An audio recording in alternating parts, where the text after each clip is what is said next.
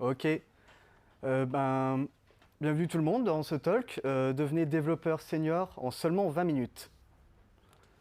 Donc je vais me présenter. Moi c'est Claude Saint-Georges. Je suis passionné du code depuis tout petit. Je fais du Java depuis 10 ans en entreprise. Je suis tech lead depuis 6 ans et je travaille chez Equité. Alors avant de commencer, je vais vous poser une question. À votre avis, combien de temps faut-il pour devenir développeur senior? Alors, qui dirait 20 minutes du coup? Qui dirait 5 ans, plus ou moins? Qui dirait bien plus? Ok. Alors effectivement, en général, peu importe la pratique, on dit qu'il faut à peu près 10 ans pour développer une seniorité. Alors, je vais vous donner quelques exemples. On dit Mozart, par exemple, c'était un prodige à 4 ans. C'est peut-être vrai. En attendant, pour qu'il développe les morceaux qu'on connaît de lui aujourd'hui, il lui aura fallu 13 ans de plus. Les Beatles, pareil, on dit qu'ils ont eu un succès instantané. C'est faux. Ils ont passé 10 ans dans des bars à Londres à faire les tournées avant de connaître vraiment le succès. Bon, du coup, j'ai proposé aux organisateurs de faire un talk de 10 ans, mais bon, ils m'ont dit non.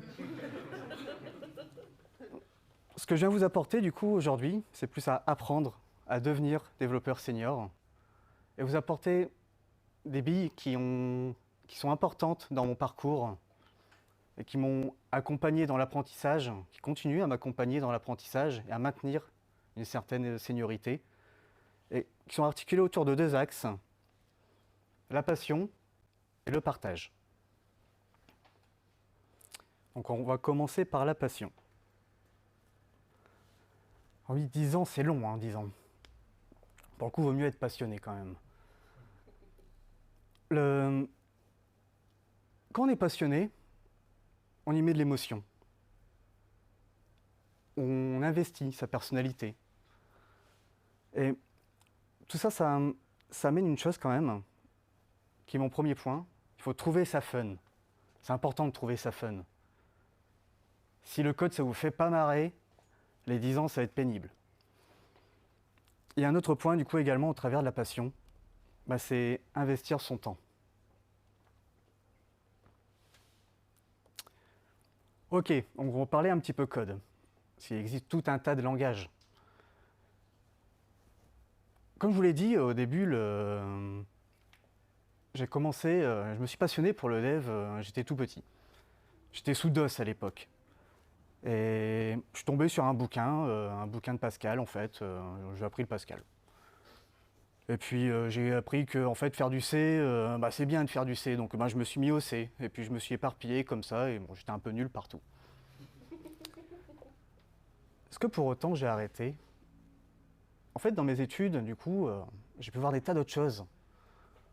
Je me suis mis au final à la 3D, au Scala, au PHP, au Python. J'ai appris des tas de langages. Qu'est-ce que ça m'a apporté? Ça m'a apporté la diversité. La diversité dans la syntaxe, la diversité dans les paradigmes. Apprendre un savoir sur un langage et l'appliquer à un autre. Prendre du recul aussi, se détacher un peu des langages. Découvrir qu'il y a des schémas qui ressortent de tout ça. Je vais penser au design pattern par exemple. Ça m'a beaucoup enrichi en fait. Donc apprenez différents langages. Alors, j'en entends dire, oui, au début, tu as dit, ça fait 10 ans que tu fais du Java en entreprise en fait. Alors oui, c'est vrai. Au boulot, à 95% du temps, je fais du Java. Mais quand je fais de la veille à côté, quand je code chez moi pour le plaisir, je fais autre chose que du Java justement. Je vais chercher autre chose, un autre cadre, une autre stack. Une chose importante, sortez du cadre professionnel. Découvrir d'autres outils. Alors, les outils, on va en parler. Au début, moi, je voulais être un puriste. Il y a des gens qui ne jurent que par VI ici.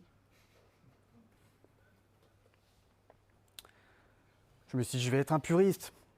Je ne vais pas utiliser tous les outils que j'ai autour de moi. Je me suis même dit, je vais faire mon propre éditeur. Faire comme les grands. Je pensais à Richard Stallman, Ken Thompson. Bon, mon éditeur, c'était pire que bloc-notes. Je me suis dit, du coup, je vais peut-être utiliser des IDE, qui ne sont pas que des usines à gaz. Et puis, me tourner vers d'autres plugins.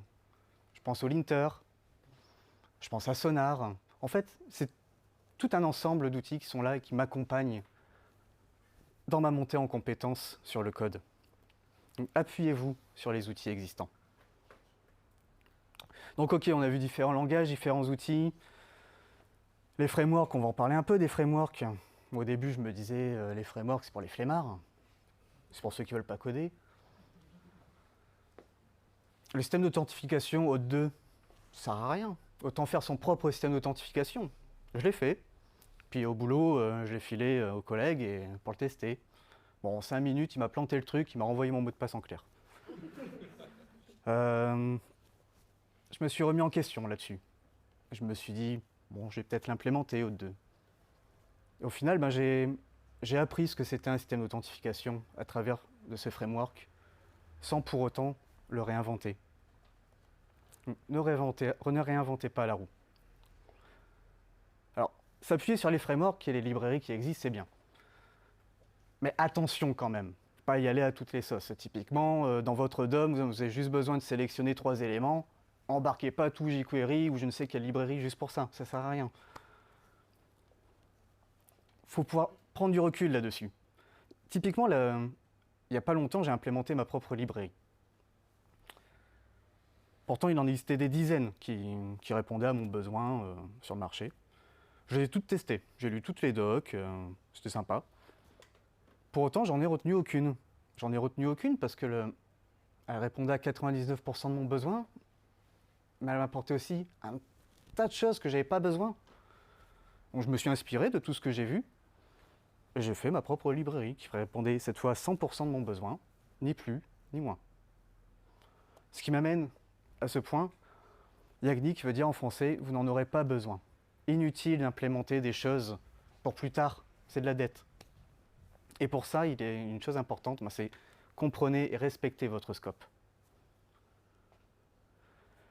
Donc ok, on a vu différents langages, différents outils, des frameworks, mais pas trop. Maintenant, on va pouvoir entrer dans cette phase qu'on va appeler le flow. Je sais pas si... Le flow, vous savez, c'est cet état d'esprit quand d'un seul coup le monde autour disparaît. Vous faites plus qu'un avec votre écran et c'est parti, vous codez, vous codez, vous codez. Méfiez-vous de cet état. C'est génial, hein, mais il faut s'en méfier. Il n'y a pas longtemps, j'ai fait ça. J'ai codé pendant des heures et des heures. J'ai passé toute la soirée, une partie de la nuit. J'ai pondu un truc. À base, je m'enrichissais avec la documentation. Je développais mon programme comme ça et vas-y, j'y mets un peu de regex par-ci, un peu de regex par-là. J'ai pondu un truc hyper balèze. Le lendemain, quand j'ai réouvert mon projet, c'était illisible. Alors, il fonctionnait à merveille, hein, mais impossible de le relire. C'était beaucoup trop complexe. Donc, chose importante, gardez les choses simples. J'ai passé un temps fou à tout renommer, à tout bien redécouper. Mais une fois que ça s'était fait, j'avais pris beaucoup de retard. J'ai pris beaucoup de retard et dans ces cas-là, j'avais une backlog grande comme ça et j'ai voulu forcément dépiler au plus vite. Quand on veut rattraper le temps, souvent on fait des erreurs. Qu'est-ce que j'ai fait du coup ? J'ai pris le maximum de tickets, des petits tickets par-ci par-là et j'ai rajouté une fonctionnalité et une autre. Puis tiens, je me dis ce ticket, il ressemble vachement à une fonctionnalité déjà existante. Allez hop, j'embarque. J'ai fait quoi ? Copier ? Coller ? Vous la sentez là l'erreur ? J'ai continué, j'ai rajouté des fonctionnalités à droite, à gauche. À la fin, je me suis retrouvé, j'avais tout un tas de nouvelles fonctionnalités. Et tout un tas de bugs. Une chose importante aussi, ne vous répétez pas. Bannissez le copier-coller. Faites du polymorphisme. Et surtout, évitez vous la connaissez tous celle-là, cette fameuse monométhode de la mort avec 50 paramètres. C'est le nul, nul, true, false, 42. Faut pas faire ça, c'est pas lisible. Donc ok, on a vu quelques points autour de la passion. On va pouvoir passer au partage. C'est important de partager. Si vous partagez avec un senior, vous allez apprendre de lui. Si vous partagez avec un junior, vous serez challengé sur vos compréhensions, sur votre capacité de vulgarisation. C'est très enrichissant. Ça permet de se conforter aussi dans la compréhension des choses.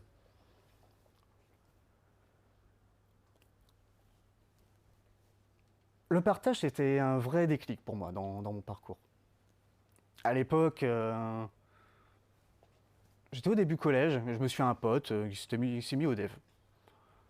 Et ça a changé ma vie ce jour-là. Ça a changé ma vie parce que je codais plus pour moi, mais je codais pour quelqu'un d'autre, avec quelqu'un d'autre.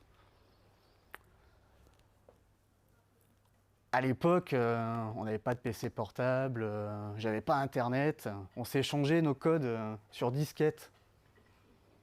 Alors la disquette, c'est l'ancêtre de la clé USB.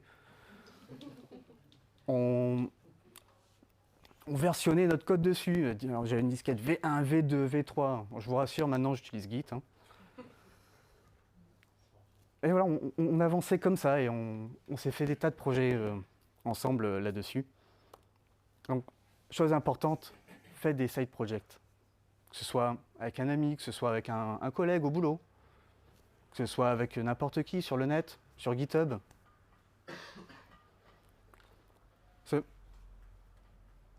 Faire du code pour soi, c'est une chose, mais faire du code pour quelqu'un d'autre, c'est une autre paire de manches. Écrire du code pour quelqu'un d'autre, ça vous oblige à produire un code lisible, un code compréhensible et donc au final maintenable.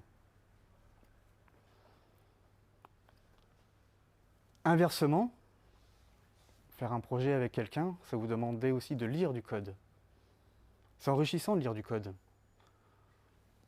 Vous allez apprendre de nouvelles choses. Vous allez vous dire aussi, tiens, c'est marrant ça, j'aurais pas implémenté comme ça moi. Vous allez en discuter.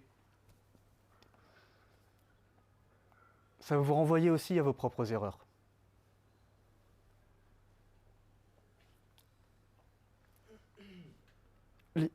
Lisez du code.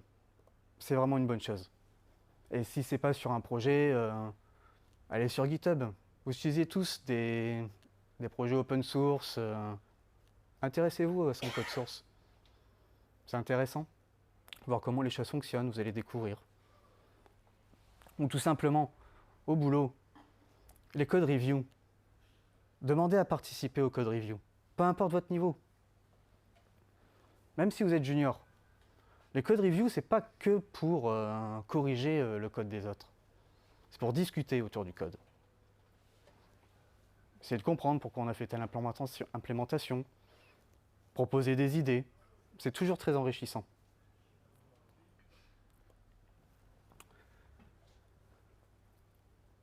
Alors les tests, on va en parler un peu des tests. Se faire des projets, c'est bien, mais souvent les tests, c'est pas trop ça. Il est important de faire des tests et de les anticiper.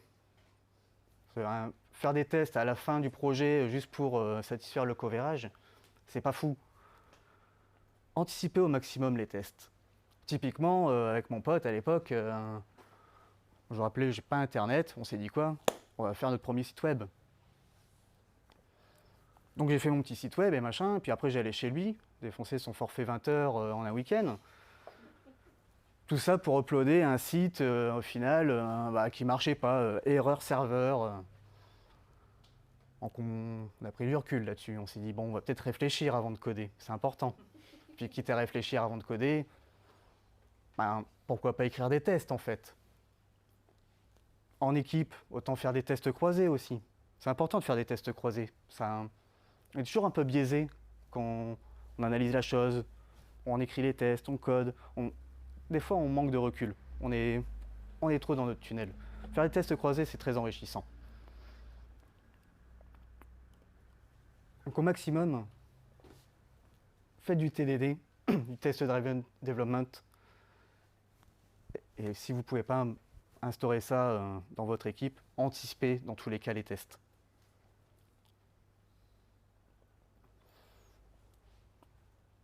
Il existe d'autres moyens de partager. Faire des conférences, faire des meet-up. Allez discuter avec d'autres personnes autour de ce genre d'événements. Il y en a plein en plus sur l'île. C'est une chance qu'on a ici. Moi, j'ai toujours voulu, par exemple, faire aussi des coding dojo. Mais j'osais pas le faire. J'osais pas passer la porte. Puis un jour, sur un salon, il y avait un atelier 2 heures sur le coding dojo, justement. Je me dis, allez, j'y vais, je fonce. Et c'était génial. Ça m'a apporté énormément de choses. J'ai appris à faire la promotion du TDD au travers de ça. J'ai appris à travailler mes katas d'une autre manière. Et derrière, j'ai même proposé au final des coding dojo. Je faisais ça au boulot, sur la session du midi. Alors au début, entre ceux qui préfèrent aller manger un Welsh et les juniors qui disent « Oh non, ça va être la honte, je sais pas coder, j'y vais pas », j'aurais mis un coup de pied au cul. Ils sont venus du coup.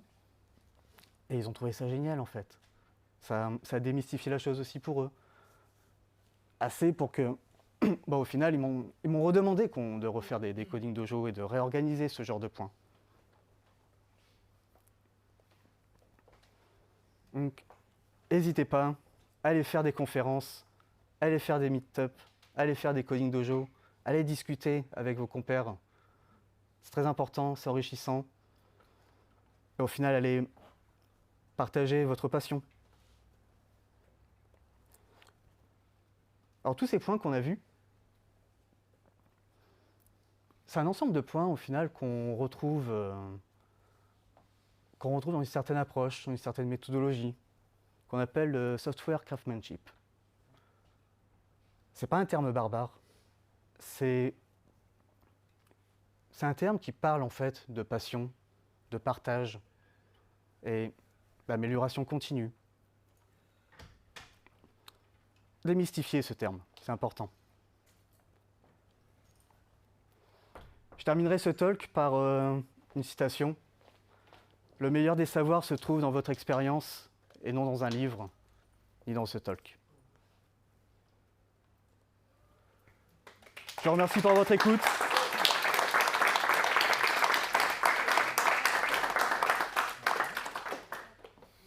J'espère que ça vous a plu. En complément de ces petits points, si ça vous intéresse, j'ai aussi une cheat sheet sur le clean code. Pareil, moi c'est un truc que j'ai à côté de mon bureau et ça me permet de m'améliorer au quotidien et de garder un œil sur les bonnes pratiques.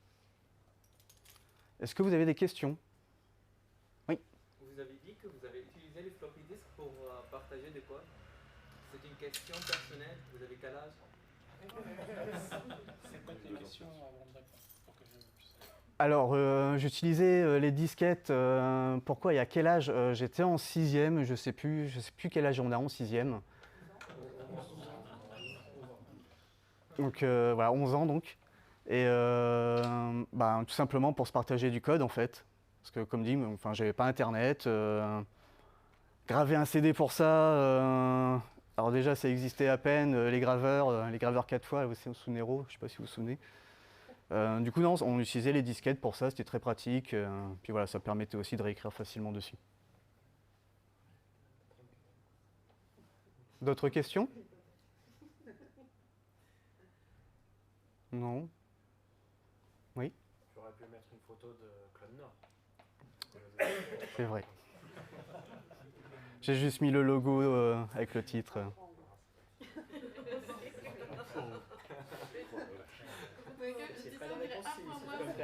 Oui? Une autre question, vite fait.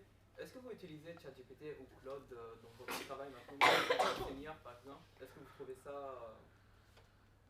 Alors, bénéficiel? la question c'est est-ce que j'utilise ChatGPT typiquement pour le développement? Ça peut m'arriver. Après, je dirais qu'il faut vraiment s'en méfier. Je pense qu'il faut déjà avoir développé une certaine expertise pour avoir vraiment un regard critique sur ce qu'il peut produire et vraiment avoir du recul. Moi, des fois, je l'utilise typiquement pour faire peut-être des fois une regex, ce genre de truc, qui peut me faire un peu gagner du temps. Oui. La dernière, du coup, tu te considères comme un développeur senior? Je me considère comme un développeur qui a appris beaucoup et qui a encore beaucoup à apprendre. Voilà, c'est le mot de la fin.